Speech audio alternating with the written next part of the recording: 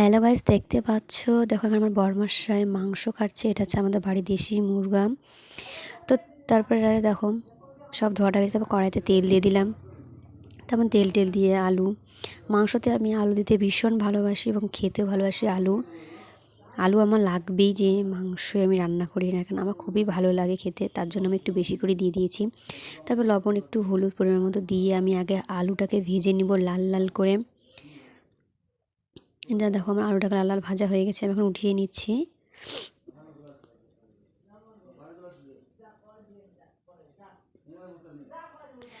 লাল লাল করে ভাজা হয়ে গেল দেখো। তখন এখন তেজপাতা দিয়ে দেবো, একটু তেল দিয়ে দিব বেশি করে। তেজপাতা একটু তেল দিয়ে দিলাম। এখন তারপরে তো আমি পেঁয়াজ কেটে রেখে দিয়েছিলাম, সব পেঁয়াজ কুচোনো আমি দিয়ে দিলাম। পেঁয়াজ কুচোনো পেঁয়াজের মধ্যে আমি একটু লবণ, তারপরে দিয়ে দেবো একটু হলুদ। এগুলোকে দিয়ে ভালো করে আমি এখন পেঁয়াজটাকে ভাজে নিব।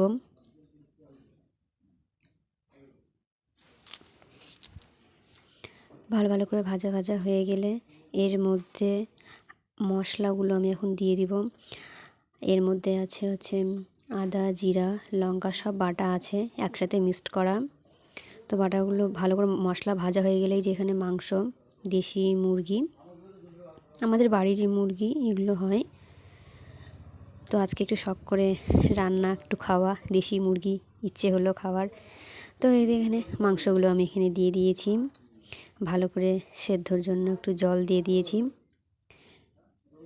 সেদ্ধ করার জন্য জল দিয়ে একটু ঢেকে রেখে দেবো। তারপরে হচ্ছে কি উনুনটা একটু ঠিক করে দিলাম, ঢাকনাটাকে উঠিয়ে দিয়ে দেখলাম সেদ্ধ হয়েছে কি না। জলটা ভালো করে কষিয়ে নিয়ে জল দিয়ে দিয়েছি ফোটানোর জন্য। গরম মশলা দিয়ে দিলাম।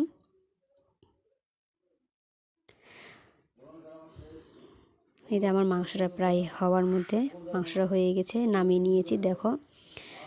তো আজকের ভিডিওটা এই পর্যন্তই। বাই।